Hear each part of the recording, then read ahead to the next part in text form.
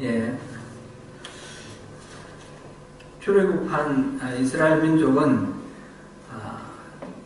지금 그 애굽에서 출발해서 2개월, 만 2개월이 지나서 지금 시내산에 도착했습니다. 시내산에 도착해가지고 거기서 이제 하나님을 만납니다. 하나님은 이스라엘을 출애굽시켜서 이곳까지 인도해 주신 그 의도를 말씀하십니다. 19장 4절 말씀, 내가 애국 사람에게 어떻게 행하였은가, 내가 어떻게 독수리 날개로 너희를 업어 내게로 인도하였음을 너희가 보았느니라. 그 애국에서 있었던 그 10가지 장, 그리고 나와서 홍해가 갈라지는 그런 기적, 그 다음 마라의 쓴물을 달게 만드는 그 기적, 그 다음에 매일매일 만나를 주시고 또 그 반석을 깨뜨려 물을 주시고 날아가는 메추라기를 떨어뜨려서 질릴 정도로 많이 고기를 먹게 하신 그런 수많은 기적들, 그렇게 해서 이스라엘을 여기까지 인도하셨습니다. 그 낮에는 구름 기둥, 밤에는 불 기둥으로 그렇게 앞길을 인도하시고 보여주셨던 그 하나님, 그렇게 해서 이스라엘 백성들을 이끌어 시내산까지 왔는데 그 목적이 바로 무엇이었습니까? 바로 내게로 인도하였다. 나와의 만남이다. 그렇게 말씀하신 겁니다. 그렇게 해서 이 시내산 자락에서 이제 하나님이 이스라엘 백성들에게 언약을 체결하자라고 언약을 제안을 합니다.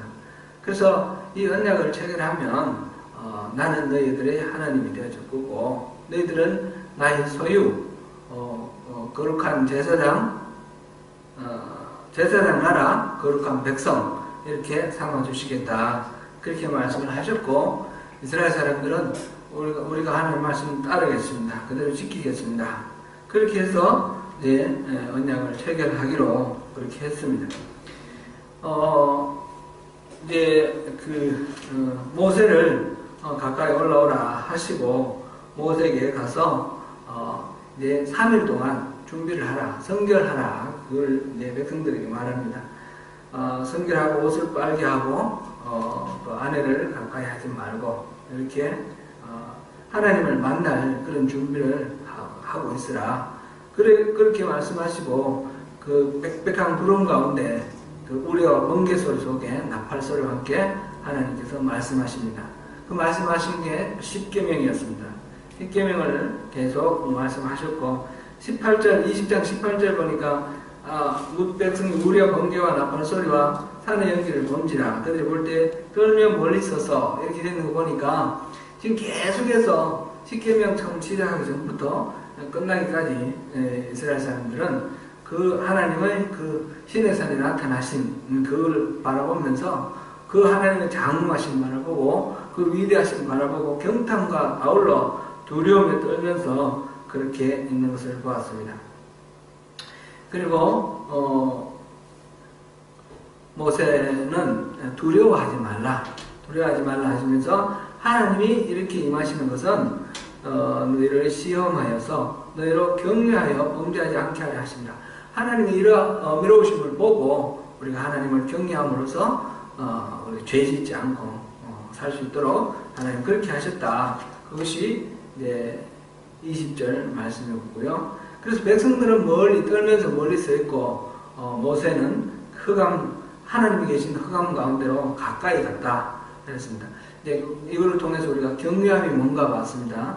격려함은 두려워 떠는 것인데 하나님이 그 장엄하시고 어미로우시고 그 위대하신 말로 말할 수 없는 그런 하나님을 바라보고 경탄하며 그와 동시에 하나님으로부터 피할 수 없다라는 그런 것 때문에 두려워하는데 그 두려움이 숨고 도망가고 싶어하는 그런 두려움이 있고 그런 거는 두려워하지 말라. 그런 두려움은 버리라. 그런 것이고요. 그와 동시에 그 하나님 앞에 그 하나님이 그 위대하심을 바라보면서 공경하는 마음으로 가까이 하고 싶어하는 마음, 그것이 격려합니다. 그 격려함은 우리가 지녀야 될 그런 두려움입니다. 똑같이 두려움인데 격려함의 두려움을 우리가 지녀야 된다 하는 것을 우리 앞에서 봤고 백성들은 멀어지고자 하는 그런 두려움 속에 있고 모세는 가까워지려고 하는 그런 경외함으로 주님 앞에 나아가는 그 차이를 보면서 이 친밀함이 있는 사람이 이 경외함을 가지고 경외함과 친밀은 한 짝입니다. 한 짝 그렇게 더욱 가까워지는 그런 것을 봅니다. 모세는 그래서 하나님이 친구로 인정해주는 그런 사람이 되지 않습니까? 그런 사람이지 않습니까? 그렇게 했고 이제 22절부터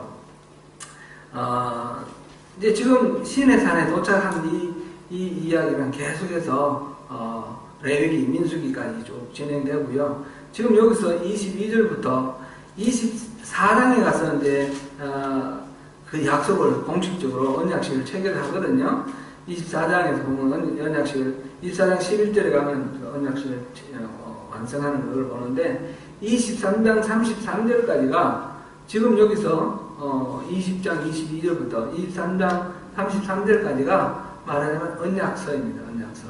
십계명에 따르는 십계명은 하나님 나라의 헌법이다 그렇게 말씀드렸고 그 다음에 이제 부수적인 법입니다. 말하자면 상법도 있고 민법도 있고 행정법도 있는 것처럼 그 부수적인 법이 지금부터 나오는데 22절부터 26절까지 그러니까 20장 끝까지는 이른바 재단법, 재단에 관한 법이다. 그래서 재단법이라고 그러고 이거는 전체적으로 이제 23장 33절까지에 나오는 그 언약서의 서론이다 이렇게 봅니다. 어떻게 하나님을 대할 것인가 그것이 이제 지금 오늘 읽은 이 본문의 내용입니다. 이 본문의 내용을 우리가 재단법이라고도 하고 또 다르게 말하면 예배의 원리 이렇게 말합니다. 최근에 우리가 계속 예배에 대해서 살펴보고 있는데 앞에서 10계명 이후에 지금 나오는 것도 계속해서 예배에 대한 말씀이 지금 나오고 있습니다.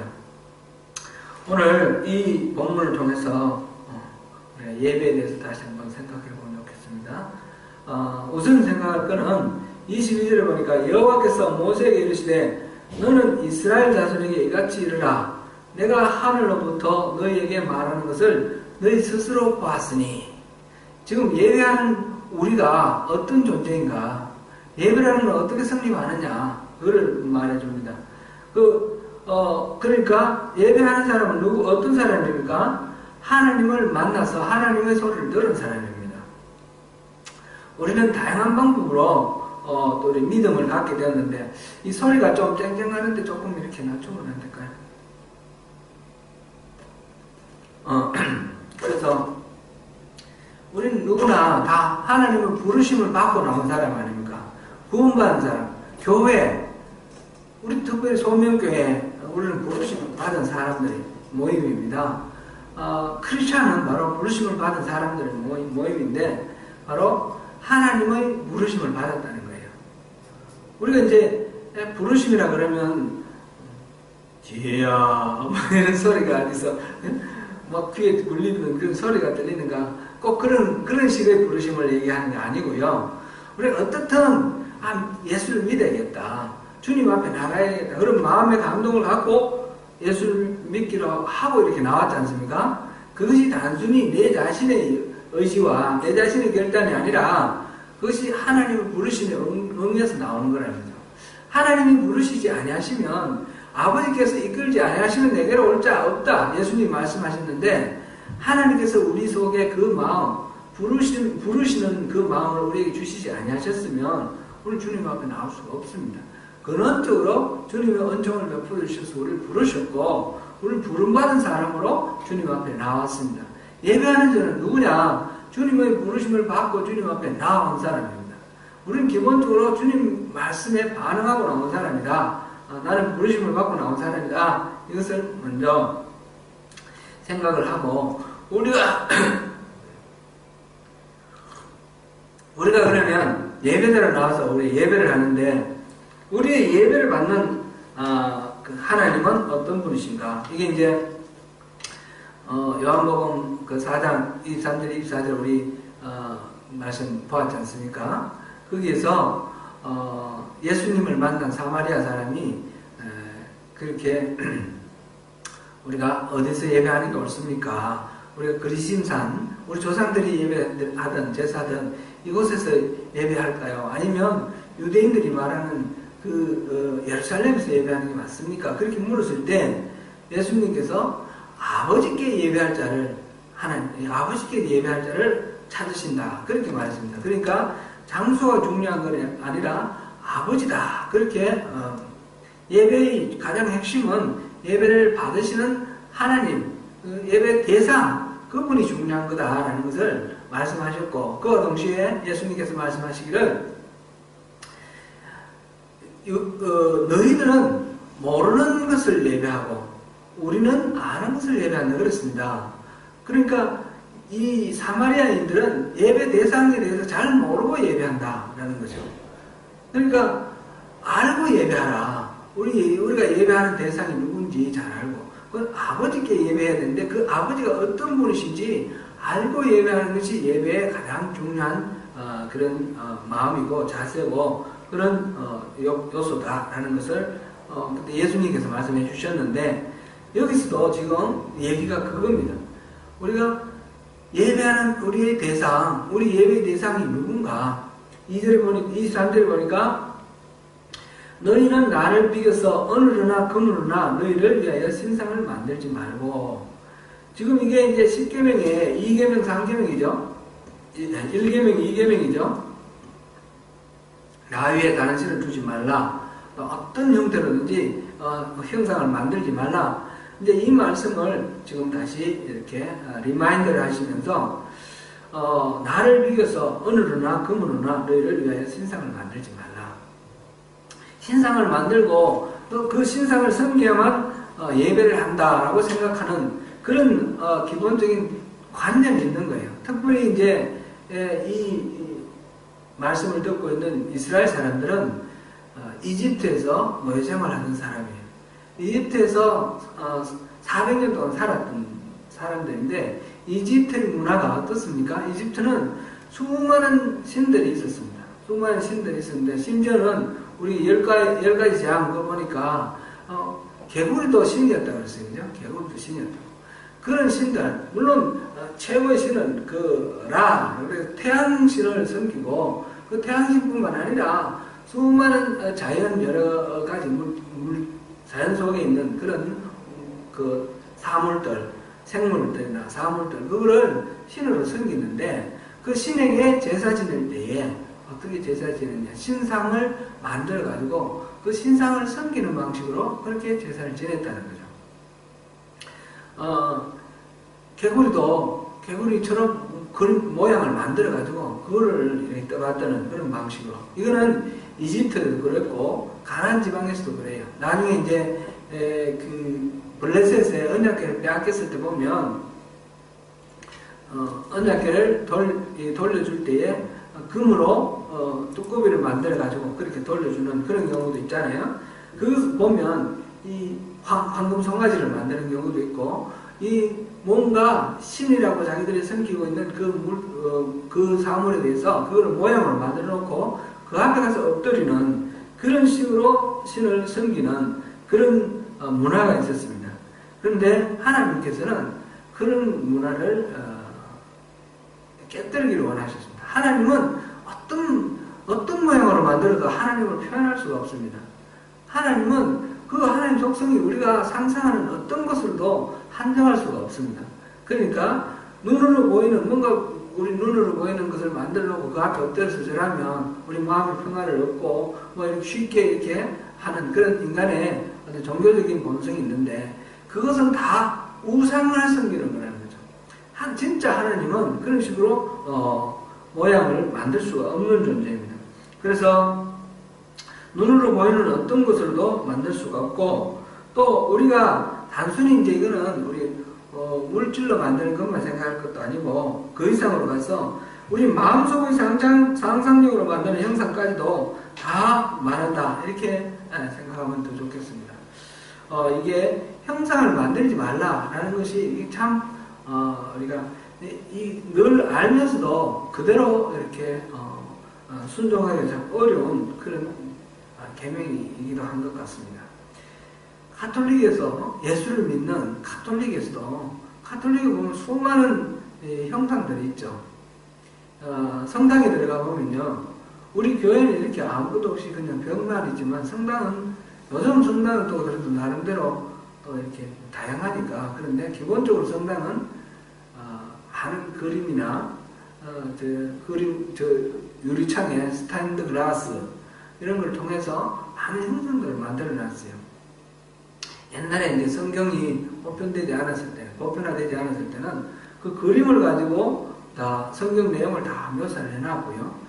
기본적으로 이제 그 성모 마리아를 비롯해서 많은 성인들, 카톨릭에서 섬기는 성인들을 종합으로 이렇게 모셔놓고, 성인들도 수호천사 이래가지고 수많은 형상들을 만들어 놓고 그것들을 통해서 마음의 위로를 얻고 뭔가 도움을 얻으려고 하는 그런 마음이 있습니다.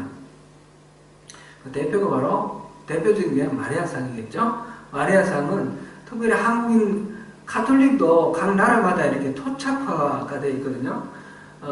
1970년인가요? 그때 바티칸 공회에서 토착화를 승인을 했는데, 토착화의 그 내용, 한국 같으면 토착화의 가장 중요한 내용이 제사를 지내도 된다, 이런 게 포함돼요.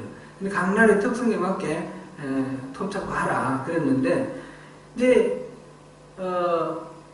한국의 가톨릭에서는 이 토착하는 과정 속에서 마리아상을 이렇게 많이 만들어서 숭배하는, 숭배한다라고는 생각을 안 하죠. 그렇게 말은 안 하는데 실질적으로는 마리아상을 숭배하는 그런 어떤 문화적 흐름을 이렇게 모르는 사이에 받아들이는 그런 경우가 있습니다. 인간의 눈을 자극하고 감성을 현혹하는 그런 촉매들을 통해서 거기서 위로를 얻고 마음의 평화를 얻고자 하는 그런 것입니다. 심지어는 십자가도 그런 어떤 위로의 대상이 될 수도 있습니다. 온누리교회에서 교회 안에 십자가를 두지 않은 이유가 무엇이었을까? 정확히는 모르겠습니다. 제가 해명을 안 들어봤으니까. 그런데 이제 바깥에서 그런 경향들이 들어 있습니다. 교회 안에서 십자가를 우상화하지 말자, 그런 경우도 있습니다. 십자가 자체가 무슨 신비한 능력이 있는 것처럼 그래가지고, 옛날에 그 오멜이라는 영화 보면 그 귀신을 축사를 하는데 십자가를 들이대고 막 이렇게 하고 귀신이 막 조롱하고 이런 얘기 나오지 않습니까? 이런 식으로 십자가 자체가 무슨 능력이 있는 것처럼 그렇게 생각하면 그것도 오류죠. 잘못이죠. 우리가 이 십자가를 이렇게 세워놨는데 이 십자가 자체가 어떤 신비한 능력을 갖는다는 뜻이 아니라 이것이 우상이나 숭배의 대상이 되는 것은 아닙니다. 그래서는 안 됩니다. 이 십자가조차도 이걸 통해서 그리스도의 고난을 생각하고 우리 죄를 생각하는 겁니다. 그리스도의 고난, 그것은 바로 우리 죄가 그 고난을 받을 만한 그런 합당한 그런 죄라는 것을 자각하는 것이 되고, 또 십자가는 이것을 통해서 하나님께서 우리를 얼마나 사랑하셨는지, 독생자를 아끼지 아니하시고 내주신 하나님의 사랑을 우리가 자각하게 되는 거죠. 십자가는 그래서 그리스도의 심볼이, 기독교의 심볼이 되지 않았습니까? 이것은 그 자체로 우상으로 이렇게 섬겨지거나 이렇게 숭배될 그런 대상은 아니고, 우리가 주님을 기억하는 하나의 도구로 그렇게 십자가를 생각해야 됩니다. 십자가 자체도 이제 뭐 목걸이를 만든다든지, 자동차에 이렇게 십자가 이렇게 걸어놓고 십자가 걸어놓으면 사고가 적게 난다든지, 뭐 이런 식의 미신처럼 십자가를 숭배하는 그런 경우도 있습니다. 그건 다 잘못된 것입니다. 십자가조차도 그렇게 하면 안 된다는 거죠. 이런 식으로 우리가 하나님을 섬길 때에 우리 섬기는 하나님에 대해서 나름대로 우리식으로 뭔가 하나님을 제안을 하고 하나님을 이렇게 만들어 그리고 이러는 경우들이 있습니다. 예배하는 것도 우리가 예배 스타일이 나한테 맞으면 은혜가 되고, 예배 스타일이 나한테 안 맞으면 또 은혜가 안 되는 그런 경우도 있어요. 근데 그거는 예배 스타일, 내가 원하는 어떤 예배 스타일, 그거 자체가 또 하나의 또 우상처럼 그렇게 된 경우예요. 그러니까 예배는 하나님을 만나는, 하나님은 보이지 않는 그런 하나님, 언제 어디서나 우리를 만나 주실 수 있는 그런 하나님. 하나님은 제한할 수 없는 하나님이기 때문에 우리가 나름대로 이게 예배도 스타일로 제한하고 형식으로 제한하고 이렇게 하면 하나님을 제한하는 그런 결과가 됩니다. 우리는 언제 어디서나 어떤 상황에서나 우리 예배할 수 있는 그런 우리 하나님은 그런 분이십니다. 우리가 침체되어 있다고 하나님을 예배 못하는 것도 아니고 우리가 막 고약되었을 때만 하나님 예배하는 것도 아닙니다. 하나님은 우리가 전심을 가지고 나가면 우리가 막 낙심돼가지고 절망에 있을 때도 만나주시고 우리가 두려움에 떨고 있을 때도 만나주시고 우리가 막 의기양양할 때도 만나주시고 우리의 상황하고 상관없이 하나님은 언제 어디서나 우리를 만나주시는 분입니다. 그 하나님에 대해서 우리가 제한할 필요가 절대로 없다는 것입니다. 하나님은 너희는 나를 비겨서 이게 하나님이다 라고 생각하고 은이나 금으로 신상을 만들지 말라.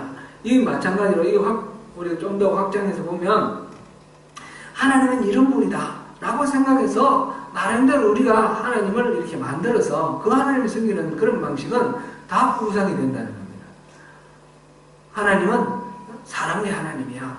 그러니까 내가 이런 잘못을 저질러도 아무 상관없어. 하나님 다 용서해 주실 거야. 이런 식으로 하나님을 내 나름대로 유리하게 사랑의 하나님으로 그렇게만 생각해도 안 되고 또 하나님은 공의의 하나님이야. 내가 잘못한 게 이거 절대로 하나님 용서하지 아니하실 거야. 이렇게 생각해도 안 되는 거예요.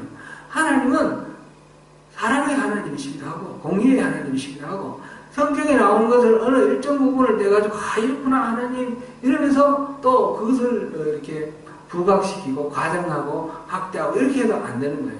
총체적으로 하나님에 대해서 우리가 다 알 수도 없습니다. 다 알 수 없는 그 하나님, 내 식으로 하나님을 만들어서 내 마음에 드는 어떤 하나님을 만들고 그런 하나님을 섬기는 것, 그것조차도 우리는 다 우상이라는 것을 생각해야 됩니다. 하나님은 그런 모든 제한과 한계를 뛰어넘는 분입니다. 우리가 이제 개신교 예배에서는 설교가 중요합니다. 가톨릭에서는 설교를 이렇게 중요하게 생각하지 않습니다. 요즘은 강론 좀 옛날에 비해서는 많이 강해지고 있는데 대충 제가 알기로는 저는 뭐 가톨릭에 많이 이렇게 생활해보고 그런 건 아니니까 제가 아는 바로는 이제 가톨릭의 강론은 한 5분 내외입니다. 그리고 교구별로 본문이 나오고 그 본문에 대한 이 강론 말씀이 나옵니다.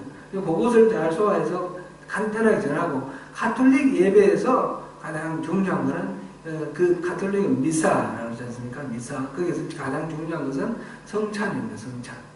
그게 핵심인데 우리 개신교에서는 말씀이 핵심입니다. 찬양하고 말씀, 설교가 마르틴 루터가 종교교회 가면서 말씀이 가톨릭에서 말씀이 없어서 말씀에서 떠나가는 그런 경향 때문에 말씀을 가장 중요한 예배 중심으로 이렇게 세웠습니다. 그러다 보니까 이 개신교에서는 설교가 비중이 큰데 설교가 비중이 크다 보니까 목사가 또 중요한 거죠. 그래서 목사에 따라서 우리가 예배를 하면서 목사에 집중하는 그런 경우가 있습니다. 근데 목사에 집중하지 말고 목사가 전하는 말씀에만 집중해야 됩니다. 근데 목사가 이제 인간적인 한계가 있기 때문에 말씀과 더불어서 자기 생각도 덧붙이고 막 이런 게 있어서 우리가 구분이 잘 안 되고 그래서 막 혼란스러울 때도 있는데 그래서 우리가 더욱 기도를 하고 집중을 해가지고 하나님 말씀에 집중하고 목사가 뭐 차림이었다든지 외형이라든지 이런 것도 생각하면 안 되고 목사의 어떤 개인적인 어떤 그런 성향이나 이런 것도 우리가 집중하면 안 되고 그런 것들 다 떨어내고 우리가 순전하게 말씀에 집중할 수 있도록 우리가 끊임없이 그거를 훈련받고 그것을 이렇게 집중을 해야 됩니다. 하나님의 말씀을 대언하는 것으로서 목사가 주목되어서는 안 되고 목사의 말이 기억되어서는 안 됩니다. 예배를 이렇게 받으시는 분은 하나님이십니다. 설교는 하나님이 예배 받으시면서 우리한테 하시는 말씀이에요. 이렇게 하나님의 말씀의 뜻을 이렇게 선포를 하시는데 목사는 이게 이제 성경에 나오는 말씀을 그대로 읽어가지고 그대로 역습 되기에 문화적 차이도 있고 또 이런 내용의 어떤 차이도 있고 하니까 그것을 목사는 먼저 기도하면서 공부하면서 그거를 미리 받아서 연구를 해서 회중들이 이해하기 좋도록 그렇게 전달하는 그런 역할입니다. 그러니까 말씀 자체에 초점을 맞춰야 되지 설교가 중요한 역할을 하기 때문에 그 설교에 마음이 뺏겨도 안 됩니다. 단적으로 말하면 예를 들어서 우리가 예배를 할 때 목사가 설교를 쭉 쓴다고 해서 그 설교가 은혜가 안 되면 안 된다는 거예요. 목사가 설교를 쭉 쓰더라도 그 하나님을 만나는 것 때문에 우리가 감격해야 되는 것이고 거기에서 주어지는 그 말씀의 메시지의 핵심을 우리가 발견을 하고 그 속에서 하나님과의 이 교제가 있어야 된다는 것입니다. 말씀 막 이게 화려한 화술로 얘기를 막 이렇게 잘해가지고 신나고 재밌고 그러면 은혜가 되고 안 그러면 은혜가 안 되고 이러면 또 그건 아니라는 겁니다. 이 말씀 속에 하나님의 권능이 임하셔서 어떤 말씀이든지 그 자체가 말씀 자체가 우리의 마음을 타치를 해야 됩니다. 목사가 그것을 가로잡을 수가 없습니다. 가로막을 수가 없습니다. 조나단 에드워드 같은 사람은 미국의 대각성 운동 했던 그때의 목사님 조나단 에드워드 같은 사람은 정말 설교를 이렇게 기록해 보니까 이렇게 계속해서 읽기만 하는 거예요. 읽기만 몇 시간 동안 읽기만 계속 자기가 준비해온 설교문을 이렇게 고개도 한번 안 들고 계속 읽기만. 제가 한번 해볼게요. 특별히 개신교에서는 설교가 중요한 비중을 차지합니다. 목사가 설교하는 것도 마찬가지입니다. 이런 식으로 그렇게 하는데 거기에 하나님의 은혜가 임했다는 겁니다. 그래서 이 미국 전체가 이 주님의 말씀으로 일깨워져서 그 미국이 대각성 크게 말씀으로 살아나는 그런 역사가 일어났습니다. 심지어는 5살밖에 안 되는 어린아이가 그 설교를 듣고 조나단 에드워드 목사님의 그 설교를 듣고 회심을 해가지고 가슴을 치고 며칠 동안 눈물을 흘리며 운다는 거예요. 건초더미 밑에 숨어가지고 며칠 동안 통곡하고 울었다는 거예요. 그럼 왜 울었냐? 말씀에 감동이 돼가지고 자기가 죄인이라는 걸 깨닫고 이 죄를 어떻게 할 것인가. 그러면서 하나님의 은혜의 감격과 여기에 어우러져 이런 제가 무슨 말씀 드리는지 아시겠죠? 목사의 화술이 중요한 게 아니라는 거죠. 그것이 우리가 주님과의 만남인데 걸림돌이 되어서는 안 된다는 거예요. 둔하든 능하든 그것이 아니라 말씀 자체에 우리가 초점을 맞춰야 된다는 것입니다. 그래서 그 이외의 나머지 것들은 다 우상이 됩니다. 여기서 말하는 그 신상, 나를 위해서 만든 그 신상이 되는 것입니다. 이렇게 우리 먼저 내가 누구인가, 그리고 내가 예배하는 하나님이 누구인가. 나는 하나님 음성 듣고 부름받은 나온 사람이고 하나님은 이 성경에 기록된 그 하나님이죠. 이 하나님과 나와의 아는 관계 속에서 올바른 커뮤니케이션이 일어나는 것이 이것이 예배인 것입니다. 예배의 기본이 성립되는 것은 하나님과 나와의 관계 설정, 그것에서 이루어진다는 것입니다.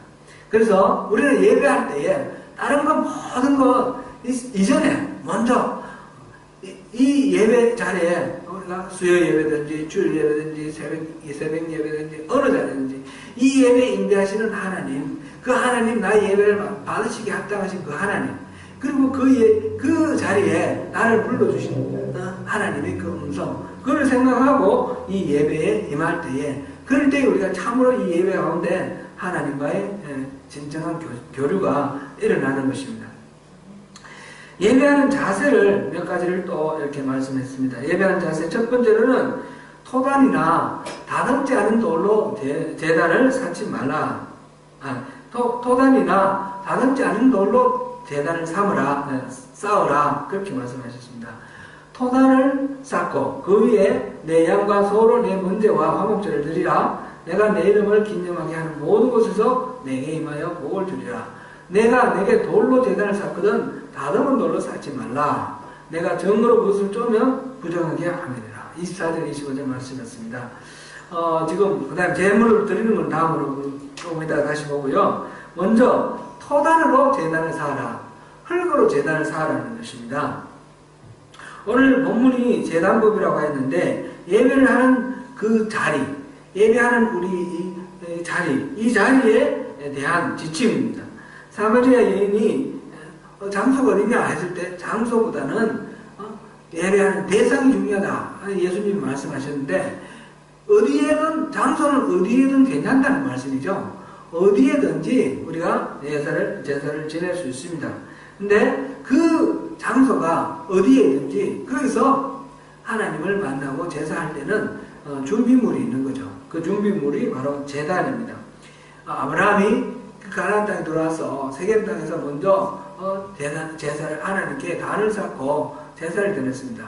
그래서 창세기 보면 단을 쌓았다 이런 말이 계속 나오는데 단을 쌓는 것이 바로 제사 지내는 것을 말하죠. 이렇게 제사를 지낼 때에 토단을 쌓아라 그랬고 흙으로 단을 쌓아라 그랬습니다. 정 흙으로 쌓기 어려우면 돌로 쌓는데 그 돌로 쌓을 때 다듬지 않은 돌로 쌓아라. 자연석으로 쌓아라 그랬어요. 자연석으로. 그리고 정으로 그것을 쪼면 저주받는다 그랬어요. 왜 이렇게 흙으로 쌓아라 그러고 왜 정으로 쪼면 저주받는다 그렇게 말씀하셨을까요? 이것은 우리가 지난번에 십계명 할 때 우상을 새긴 우상을 만들지 말라 하는 데서 우리 잠깐 살펴봤습니다. 하나님은 뭔가 이렇게 새긴 거 이거를 싫어하셔요. 여기서 제단조차도 쪼고 깎고 이런 거를 싫어하셔요. 이 십계명을 주신 하나님, 지금 이 언약서를 주시는 하나님이 어떤 하나님이십니까? 바로 2절에 우리가 본 걸 다시 한번 20장 2절 다시 한번 보겠습니다. 나는 너를 애굽 땅 종되었던 집에서 인도하여 낸 내 하나님 여호와니라. 하나님은 해방자십니다. 하나님은 400년 동안 노예로 살고 있던 이집트에서 이 이스라엘 사람들을 이끌어내서 자유민으로 만드신 해방자십니다. 하나님은 이런 노예로 살고 있는 그 삶, 지배자가 있고 노예가 있고 이런 거를 하나님은 기뻐하지 아니하셨습니다. 그래서 이스라엘 사람들을 해방시켜서 해방자로 만들면서 또다시 이집트를 정복해가지고 이집트 사람은 노예 삼고 이스라엘 사람은 그게 지배자고 되고 이런 방식으로 해방하는 것이 아니었고 이집트에서 그냥 이 노예만 뽑아내서 자유민으로 만드는 그런 방식으로 해방을 시켰습니다. 우리 통상 우리가 생각할 때 어떤 혁명이라든지 이렇게 하면 이제 이걸 뒤엎는 걸 생각합니다. 뒤엎는 걸 생각합니다. 우리가 예수님이 요한복음에서 지금 예수님이 새벽기도 때 그거 하지 않습니까? 정결나무 가지를 꺾고 이렇게 막 사람들이 흔들면서 예수님을 호산나 다윗의 자손이여 호산나 우리를 구원하소서 이렇게 막 환호를 하면서 예수님을 맞이하는데 예수님이 그 예루살렘 사람들이 환영하는 그 자리를 뭘 타고 들어가죠? 나귀를 타고 들어갑니다. 나귀를. 그 나귀 새끼를 타고 그렇게 들어갑니다.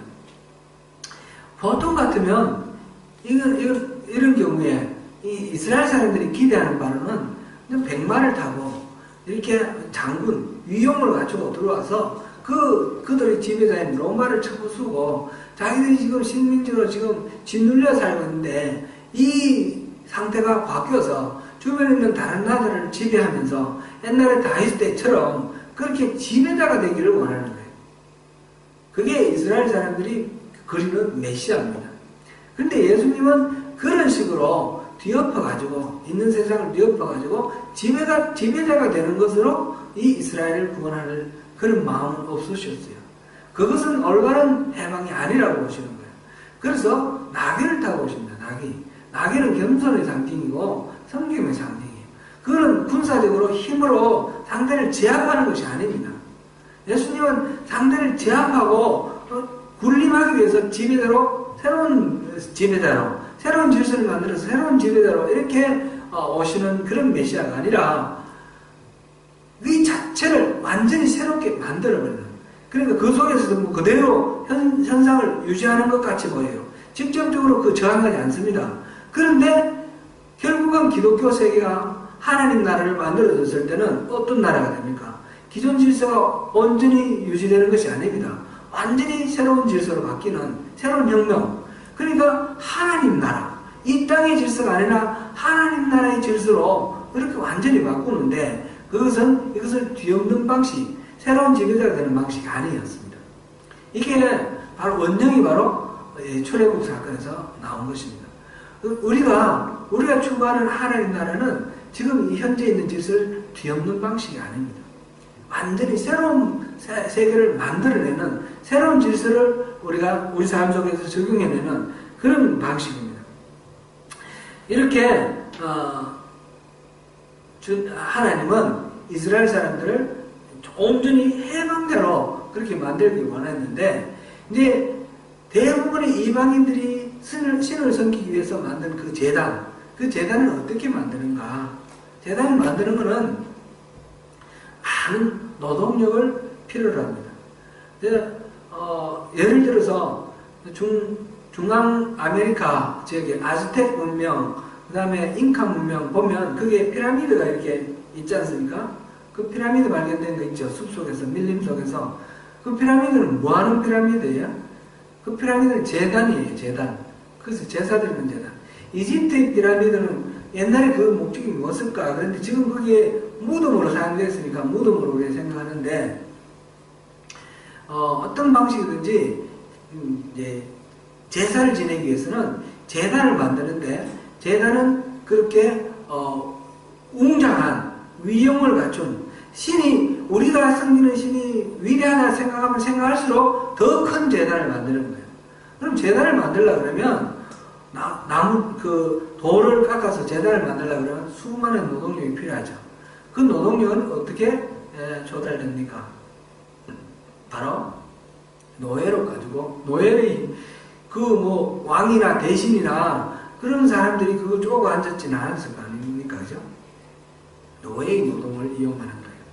그러니까 지금 돌을 다듬은 돌로 가지고 재단을 만들지 말고 흙으로 만들라. 굳이 돌로 가지고 만들려면 자연석으로 만들라. 이 말은 그 재단을 만드는 것 자체를 위용 있게 멋있게 그렇게 만드는데 마음 뺏기지 말고 재물을 바치는 것으로 충분한 소박함을 가지고 그렇게 하라는 것입니다. 또 그것을 위해서 노동을 착취를 하고 또 사람을 억압하는 그런 노예제도, 그래서 많은 노동력을 동원할 수 있는 그런 방식으로 재단을 만들고 그렇게 하는 것을 하지 말라라는 것입니다. 왜냐하면 하나님 나라의 백성들은 모두 다 존귀합니다. 하나님의 형상대로 지금 받은 존귀한 존재들입니다. 그래서 새롭게 지금 십계명으로 이렇게 주어지고 새롭게 건설되는 하나님 나라, 이스라엘 나라는 하나님 말하시는 이 하나님 나라는 다 한 하나님 아래에 다 형제자매로 수평적인 그런 사회, 그것을 원하십니다. 그러니까 노예노동이 필요 없는 그런 상황에서 만들어질 수 있는 재단, 소박하고 그리고 아주 간단한, 단순한 그런 재단으로 제사를 지내라. 겉으로 보이는 위용, 겉으로 보이는 어떤 외형의 아름다움, 거룩함, 이런 식으로 거칠해하는 그런 거를 하지 말고 실질적으로 의미 있는 내실성을 다지고, 그리고 이 사람들과 사람들 사이에 이렇게 지배와 피지배 이런 억압이 없는 그런 이웃을 생각하는 그런 관계 속에서 하나님을 섬기라 그런 내용입니다. 여기서 더 나아가서 이게 이제 토단을 쌓고 이제 자연성으로 쌓아가는 그런 말씀이고, 이게 더 나아가서 내 양과 소로 내 번제와 화목제를 드리라 그랬습니다. 이 제사에 대한 가르침 뒤에 레위기에 좀 나오죠. 제사가 대표적인 게 뭐 있었습니까? 번제, 이 화목제 외에 뭐가 있습니까? 속죄제, 속건제, 그다음 소제 이렇게 나오죠. 근데 지금 번제와 화목제를 말했습니다. 번제와 화목제가 제사의 가장 핵심이라는 겁니다. 하나님을 섬기는 데 있어서 가장 핵심이 바로 번제와 화목제입니다. 번제가 뭡니까? 번제는 몽땅 다 태워드리는 게 번제입니다. 짐승을 완전히 태워서 제대로 만들어버리는 것. 그것이 번제입니다. 이거는 예배하는 자가, 우리가 여러 번 살펴본 것처럼 예배하는 자가 철저한 자기 부족으로 하나님 앞에 써야 된다는 걸 의미하는 거죠. 그 다음에 두 번째는 화목제입니다. 화목제. 화목제는 뭡니까? 화목제 중에는 감사제가 있고, 그 다음에 서원제가 있고, 그런데, 그러나 기본적으로 화목제는 같은 거죠. 화목제의 특징이 뭡니까? 화목제는 나눠 먹는 겁니다. 다른 거는 재물을 태우고, 나머지는 제사장에게 주고, 그런데 이거는 화목제는 이거를 제사 지는 사람이 갖고 나와서 자기가 나눠 먹는 겁니다. 제사장에게 주는 게 아니고. 그런데 소를 잡아가지고, 소를 잡는데 이 먹는 기한이 정해져 있습니다. 감사제는 하루, 서원제는 이틀. 그 안에 이걸 다 먹어야 되는 거예요. 그래서 그렇지 않으면 이 제사가 무효가 됩니다. 이걸 나중에 내 얘기할 때도 다시 보겠습니다. 그러면 소를 한 마리 잡아가지고 이걸 이제 다 먹으려면, 하루 만에 다 먹으려면 어떻게 해야 됩니까? 동네 사람들 다 불러서 같이 먹어야만 되는 겁니다. 화목제의 기본은, 화목제라는 의미는 하나님하고 나하고 화목하는 겁니다. 하나님하고 나하고 화해하고 우리가 화목되는 건데, 하나님과 나와의 화목을 위해서는 우리 이웃들과 화목을 해야 된다는 겁니다. 이웃들과 다 나눠 먹는데 그 중에는 내 마음에 드는 사람, 나하고 친한 사람, 나하고 배정받는 사람, 이런 사람들만 모여서는 이걸 다 먹지 못합니다. 그 중에는 다시는 꼴보기 싫은 사람, 원수 맺은 사람, 그런 사람까지도 다 불러가지고 같이 먹어야만, 그래야만 이게 해소가 됩니다. 그러니까 화목제는 이웃과 모든 불편함을 뛰어넘어서 서로 화목함으로써 이것이 온전하게 하나님과의 화목으로 이어지는 것입니다. 번제와 화목제로 예배를 드리라 그랬습니다. 우리 예배는 바로 그런 예배가 되어야 되는 거죠. 겉으로 이렇게 어떻게 모양을 내느냐, 어떤 형식을 갖추고 어떻게 장엄하게 드리느냐, 이런 게 문제가 아니라 정말 신속 있게 지금 다듬은 돌을 쓰지 말라는 이유가 뭡니까? 이 제사를 위해서 다른 사람을 희생하지 말라는 겁니다. 희생하지 말고 오히려 번제와 화목제를 통해서 서로 화해하고 서로 용납하고 서로 도우면서 그렇게 하나님 앞으로 나아갈 때에 하나님께서 받으신다는 것입니다. 내게 토단을 쌓지 말고, 토단을 쌓고, 그리고 또 돌로 제사를 쌓거든 다듬은 돌로 쌓지 말라. 이 정무로 쪼는 거는 저주받는다 그랬습니다. 정무로 쪼는 거는 저주를 받는다 그랬습니다. 나중에 이제 솔로몬이 성전을 지을 때에 이 석재를 떠오고 그 다음에 나무를 베어오는데 석재를 갖고 와서 거기서 다듬지를 않아요. 예루살렘에서 다듬지 않습니다. 석재 생산지에서 다 다듬어가지고 여기 와서는 조립만 합니다. 왜냐하면 정소리를 내지 않기 위해서.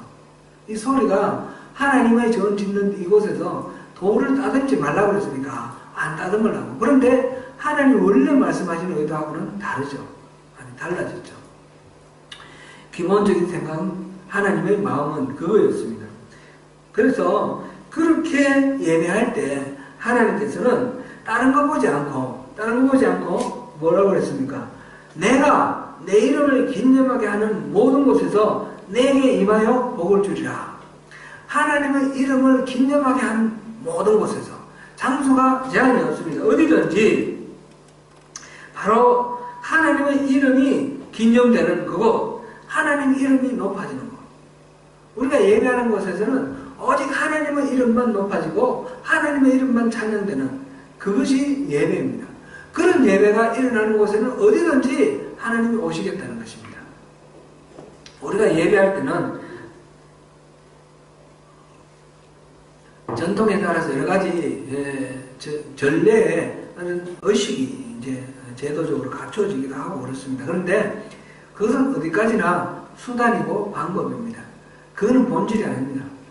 의식, 전례가 혹시나 또 이렇게 내가 생각했던 거하고 다르고 뭔가 어색하다 하더라도 그것이 문제가 아닙니다. 그런 거는 아무런 핵심적인 문제가 아닙니다.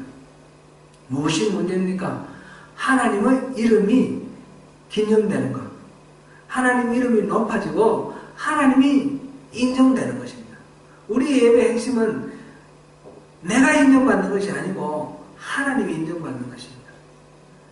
우리 마음에 주님이 자리 잡으시는 것이고 내 마음속에 내가 주인 되었던 나의 자리를 내가 내려오고 주님을 모시고 주님이 높아지고 주님이 나의 왕이 되고 나의 주인이 되는 것. 그것이 예배의 핵심이 되는 것입니다. 예수님께서 십자가를 지셨을 때에 성전 그 휘장이 위에서 아래로 찢어졌습니다. 사람이 찢었으면 밑에서 위로 찢어졌겠죠? 위에서 아래로 찢어졌다는 말은 하나님이 찢으셨다는 것입니다. 하나님이 찢으시고 누구든지 나오라. 그러면 내가 만나주겠다. 하나님이 말씀하셨어요. 이제 하나님을 우리는 누구든지 만날 수 있습니다. 하나님을 만나는 것, 그것은 우리에게는 뭐가 필요하냐? 우리 마음을 찢는 것입니다. 우리 마음에 어떤 벽, 이런 어떤 가림, 그런 것들도 있지 않고 우리 그걸 찢어버리고 우리 마음 안에 주님을 모시는 것. 그것이 예배의 핵심입니다. 우리는 우리 마음을 우리 곰곰이 한 생각해 보십시오. 새벽 기도 때도 그 말씀 나누고 그랬는데 우리 마음의 주인이 누가 되어 있습니까?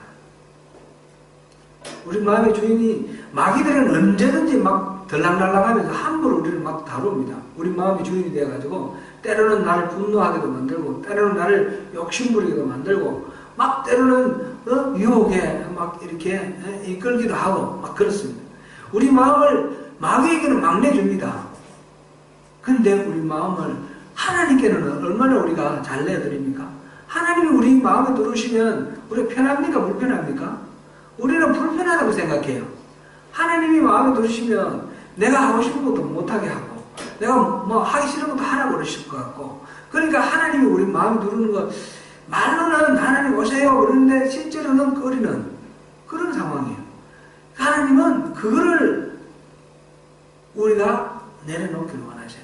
그래서 하나님을 우리가 온전히 받아들일 때 그럴 때 하나님의 이름이 높아지고 하나님이 찬양받으며 그럴 때 이 예배가 정말 능력 있는 예배, 은혜로운 예배가 됩니다. 그럴 때 하나님이 복을 주시겠다 그렇습니다. 복이라는 게 뭡니까? 지금 예배를 통해서 우리는 사실은 복을 받아야 됩니다. 제가 기복주의를 계속해서 경계하는 말씀을 전에 들었는데 내가 복 받기 위해서 하나님을 부리는 거 이건 나쁜 겁니다. 그런데 하나님을 제대로 찾으면 하나님은 복을 주시게 되어 있습니다. 그게 하나님의 본래의 마음입니다. 하나님이 천지 창조를 하시고 마지막 마스터피스로 인간을 만들고 그러고 난 뒤에 하나님 제일 먼저 하신 게 뭡니까? 복을 주셨어요. 복을 주셨어요.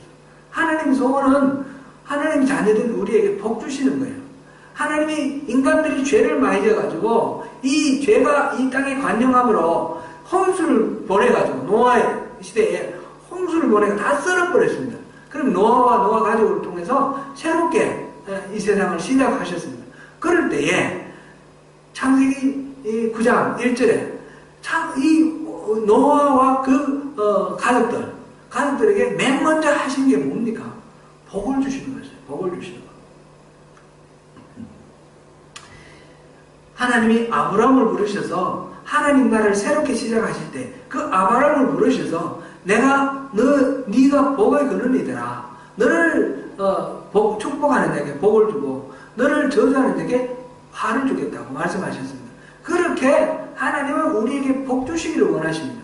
우리가 바른 예배를 할 때 하나님 우리에게 복 주시는 건 너무너무 당연합니다. 우리는 예배를 통해서 이 복을 받아 누려야 됩니다. 예배를 통해서 이 복이 뭡니까? 근데 복은 우리가 동양사상에서 우리 오복 이런 게 있습니다.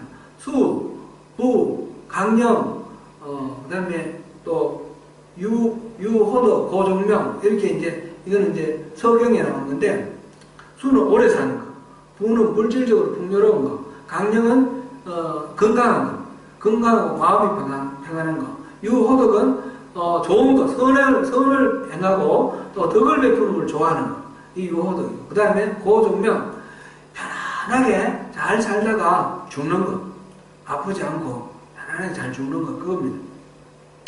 이것도 다 좋은 복입니다. 그죠? 그런데 성경에 나오는 복은 이런 복은 아니에요. 그죠? 이런 복은 아니에요. 이런 세상에 우리가 기껏해서 100년 사는 육신이 누릴 수 있는 이런 것들로만 복이라고 말하지 않습니다. 이런 것도 물론 포함하지만 그것보다 더 큰 복, 더 큰 복입니다. 하나님이 우리와 함께 하실 때에 우리에게 필요한 모든 것들을 공급해 주시고 우리 이 모든 것들을 다 채워주시면서 영원한 생명을 허락하시는 그것이 진짜 복입니다. 신명기 30장 한번 잠깐 볼까요?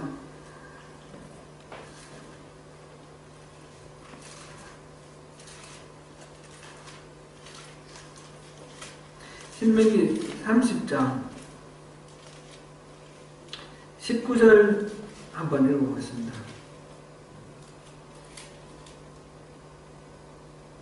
시작. 내가 오늘 하늘과 땅을 불러 너에게 정보를 삼노라. 내가 생명과 사망과 복과 저주를 내 앞에 두었은즉 너와 내 자손이 살기 위하여 생명을 택하고 20절도 있습니다. 내 하나님 여호와를 사랑하고 그의 말씀을 청종하며 또 그를 의지하라. 그는 내 생명이시오 내 장수이시니 여호와께서 내 조상 아브라함과 이삭과 야곱에게 주리라고 명시하신 땅에 내가 거주하리라. 아멘. 하나님이 말씀하셨어요. 내 앞에 생명과 사망, 복과 저주를 두겠다. 네가 생명을 선택하라. 그렇습니다. 생명과 사망, 복과 저주니까 생명은 복이고 사망은 저주입니다. 그런데 이 중에 생명과 복을 선택하라는 것입니다. 그러면서 하시는 말씀이 내 하나님 여호와를 사랑하고 그의 말씀을 청종하며 또 그를 의지하라. 그는 내 생명이시오 내 장수시다. 하나님이 바로 너희 생명이다라는 겁니다. 하나님이 바로 너희 복이다라는 것입니다. 우리가 하나님과 함께하면 우리의 필요한 모든 것들은 다 해결이 되는 겁니다. 먼저 그의 나라와 의를 구하라. 그래야 이 모든 것을 다 하시리라. 왜 하나님 그 말씀하셨습니까? 먼저 그의 나라와 의를 구하면 하나님이 임재하시면 그 자리에서 그 모든 것들이 이루어지는 겁니다. 그 모든 것들이 뭔가 우리 창세기 1장 다시 한번 돌아가보겠습니다. 1장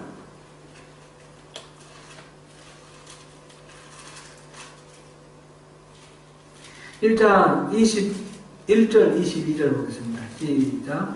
하나님이 20절부터 22절까지 하나님이 이르시되 물들은 생물을 번성하게 하라. 땅 위는 하늘의 궁창에는 새가 나라 하시고 하나님이 큰 바다 짐승들과 물에서 번성하여 움직이는 모든 생물을 그 종류대로 날개 있는 모든 새를 그 종류대로 창조하시니 하나님이 보시기에 좋았더라. 하나님이 그들에게 복을 주시며 이르시되 생육하고 번성하여 여러 바닷물에 충만하라. 새들도 땅에 번성하라 하시니라. 지금 물과 하늘, 땅 위 하늘, 그곳에서 물고기, 그 다음에 큰 바다 짐승들, 그 다음에 날개 있는 모든 새들, 이런 걸 창조하시고 그들에게 뭘 하셨어요? 복을 주셨어요. 그죠? 그리고는 번성하고 충만하라. 그렇게 했어요. 번성하고 땅에와 공중에 번성하고 충만하라. 그런데 이 고기들과 바다의 큰 물고기와 그 다음에 새들이 받는 복이 뭐겠어요? 그 물질의 풍요함일까요? 아니면 진급하고 이런 걸까요? 명예를 얻는 걸까요? 그런 거 아니에요. 그죠? 우리가 보통 생각하고 있는 이 복들, 세상에서 누리는 이런 복을 말하는 것이 아닙니다. 뭡니까, 복은? 복은 하나님이 하나님이 만드신 피조물들이 가장 그 하나님이 만드신 목적에 합당하게 살 수 있는 그런 생명의 능력들, 그걸 복이라고 이렇게 표현하는 겁니다. 하나님 만드신 목적대로 잘된 거를 뭐라고 그랬어요? 선하다 그랬어요. 그죠? 선하게 살 수 있도록 만드는 모든 자원들, 하나님이 제공해 주시는 자원들, 그것이 바로 복입니다. 우리가 인간으로서 선하게 이 땅에 하나님 창조 목적대로 그렇게 살아갈 수 있도록 우리의 필요한 모든 것들을 채워주시는 것이 복이라는 것입니다. 때로는 우리에게 건강이 필요하면 건강을 채워주실 거고, 또는 재물이 필요하면 재물도 채워주실 겁니다. 필요하지 않으면 안 채워주실 거고, 필요하면 채워주실 것입니다. 그거는 하나님의 선하신 목적에 해당되는 것입니다. 달려있는 것입니다. 하나님의 선하신 목적이 온전하게 이루어지도록 하는데 필요한 모든 것들, 모든 자원들, 그것이 바로 복입니다. 이거는 누구에게 임하는 복입니까? 하나님의 그 이름이 영광되게 이렇게 하는 그곳에, 하나님 내가 그곳에 임하겠다, 내가 복을 주겠다 하셨으니까 하나님이 임재하시는 그 자리에 있는 사람, 하나님을 높이고 하나님 영광스럽게 함으로써 하나님의 그 임재 안에 같이 있는 사람, 그 사람이 받아 누릴 복입니다. 하나님이 우리 가운데 임하시면 우리가 바로 그 복을 누리게 되는 것입니다. 우리가 예배 가운데 우리 마음을 깨어서 주님 앞에 드리면 우리 마음속에 주님이 임재하실 때, 그럴 때에 우리의 필요한 모든 것, 우리 삶의 선함을 위해서 필요하신 모든 것들을 하나님은 다 공급해 주신 그것이 복입니다. 이 복 여러분 받고 싶지 않으세요? 이 복, 우리가 이 복 받으려고 하나님을 이용하는 건 나쁜 거지만, 그건 하나님을 종으로 부르는 거지만, 우리가 바로 하나님을 모시면 부수적으로 하나님은 우리에게 복 주셔요. 그런데 이 복은 우리가 침체되어 있을 때, 침체되어 있는 것이 하나님 보실 때 마땅치 않으면 우리 격려하시고 위로하셔서 우리를 우뚝 세우실 거예요. 우리가 실패해서 절망해 있을 때 그것이 하나님 이루시고자 하시는 일을 이루는데, 내가 선하게 하나님 목적에 사용되는데 이게 맞지 않으면 여기에다가 하나님께서 우리 용기를 불어넣어 주시고 필요한 것들을 채워주셔서 우리가 그 일을 감당할 수 있도록 우리를 세워주실 거예요. 예배를 통해서 이런 것이 일어나야 된다는 것입니다. 예배는 하나님을 만남으로 내가 새로워지는 것입니다. 예배는 시간 때우는 것이 아니고, 예배는 내가 새로 태어나는 것이고, 예배는 하나님의 손에 내가 새롭게 만들어지는 것입니다. 사랑하는 성도 여러분, 하나님의 이름이 기념되는 그곳에 임재하시는 하나님을 만나시고 그곳에서 하나님의 예배하신 복, 이거를 다 누리면 우리가 그를 통해서 하나님께서 하시고자 하시는 하나님의 일들을 이루어내니까 우리가 하나님의 동력자로서 하나님의 그 충성스러운 종으로서 우리가 하나님 나라를 회복하는 그 일에 함께 하나님과 같이 하는 그런 영광을 우리가 공유할 수 있지 않겠습니까? 그런 우리 모두가 되면 좋겠습니다. 여기서 한 가지 더 보탰는데, 하나님께서 계단 위에 올라가지 말고 청계로 내 재단에 오르지 말라, 내 하체가 그 위에서 드러날까 함이니라 이랬습니다. 단에 올라갈 때 청계로 올라가지 말고 그만큼 단을 높이 만들지도 말라는 뜻이고, 그리고 올라갈 때는 하체가 드러나지 않게 하라 그렇습니다. 성막에서 그 번제단이 있는데 번제단 올라갈 때 하체를 드러나지 않게 하기 위해서 나중에 속바지를 만들어서 입게 하십니다.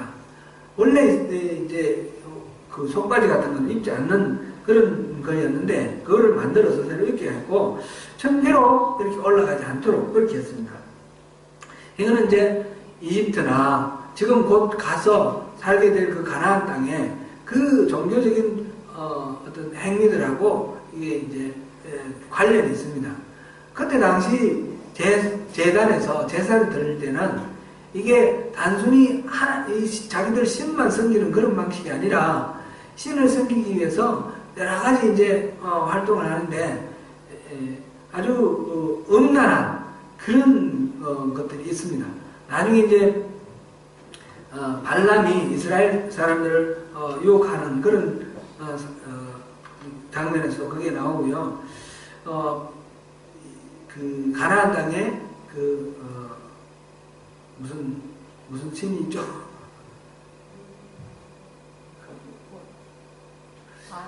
바알 신, 예. 바알과 아세라 신이 있잖아요, 그죠? 바알 신은 풍요의 신이에요, 풍요의 신, 땅의 신, 풍요의 신. 근데 이 신을 섬길 때, 신전에서 신을 섬길 때에 제사를 드리고 그 풍년을 비는 그런 마음으로 이렇게 제사를 드릴 때에 그 신전에 또 이렇게 창녀들이 있지 않습니까?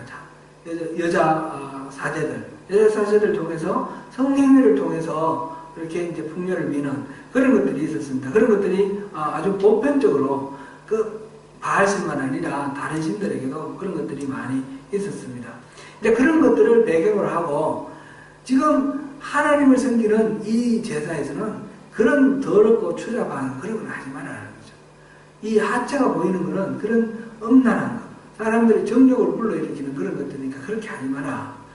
단을 소박하게 잡고 또 올라갈 때도 잘 가리고 그렇게 말하자면 거룩함, 성결함을 지키라 그런 뜻입니다.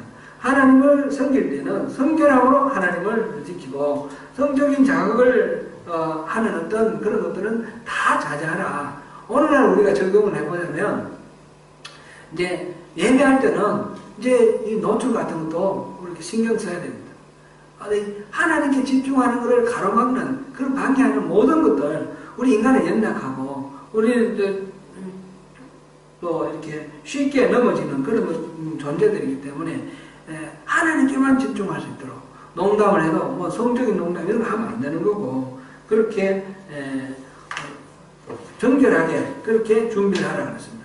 지금 십계명을 주시기 전에 하나님께서 사흘을 성결을 준비하라고 했지 않습니까? 옷을 빨고 그 다음에 그 여인을 가까이 하지 말고 이렇게 옷을 빨으라는 게 뭐예요? 옷을 빨으라는 이거는 몸을 목욕제기하고 우리 요즘식으로 표현을 우리가 생각해보면 목 샤워도 하고 몸을 깨끗하게 하라는 거죠.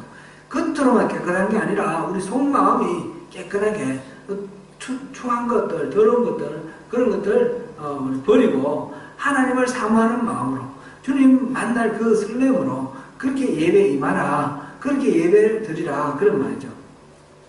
이렇게 오늘 이 제단법 통해서 예배를 어떻게 드리느냐 그거를 우리가 여기서 살펴봤습니다. 우리 말씀을 이렇게 정리합니다. 주님의 백성이 예배할 때 우리는 하나님의 부르심의 그 음성을 듣고 나온 예배자로서 하나님을 바로 알고 하나님을 우리가 생각하는 어떤 모양으로도 하나님을 제한하거나 만들거나 조작하지 말고 하나님을 있는 그대로의 하나님을 섬기라라는 것이 첫 번째 말씀이었고요. 그 다음에 토단을 쌓고 자연석을 가지고 단을 쌓아라 하는 데 있어서 소박하면서 그리고 사람들을 억압하고 착취하는 그런 이웃에게 해를 끼치고 이웃을 희생시키는 그런 것들 다 하지 말고 번제와 화목제로 주님 앞에 나가라 했습니다. 이웃과의 그 화해와 이웃을 포용하고 돕고 관용하는 그런 것을 통해서 이웃과의 화목을 통해서 하나님과의 화목을 이루고 그러면서 하나님 앞에 나아가야 됩니다. 모든 그 지뢰와 모든 그 형식들 그것을 초월하고 하나님의 이름이 기념되는 것 오직 하나님만 찬양받고 오직 하나님만 중요하게 그렇게 인정되는 그런 예배로 우리 자신의 모든 것들을 내려놓고 주님만 높여드려서 우리 마음의 주인으로 우리 삶의 주인으로 주님을 모셔드려서 주님이 내 삶의 온전한 주인이 되는 그런 것을 통해서 임재하시는 그 하나님이 우리와 함께 하심으로 말미암아 우리에게 베풀어 주시는 그 복 하나님이 우리의 그 하나님 선한 창조의 목적을 이루기 위해서 우리의 필요한 모든 것들을 채워주시는 그런 복 우리가 새로워지고 하나님 앞에 온전해지는 그래서 우리가 이 세상 속에서 죄와서 이길 수 있는 능력 있는 그리스도로 새롭게 다시금 그렇게 만들어지고 빚어지는 그런 예배, 능력 있는 예배, 살아있는 예배 그 예배를 드리라는 것이죠. 그것을 위해서 우리 정결함으로 주님의 마음으로 주님 앞에 나올 때에 주님께서 이 모든 것들을 다 주시겠다는 것입니다. 사랑하는 성도 여러분, 오늘 이 말씀도 묵상하시면서 이 예배, 능력 있는 예배로 승리하시는 하나님이 예배하신 그 모든 복을 다 누리시는 저와 여러분 되시기를 축원합니다.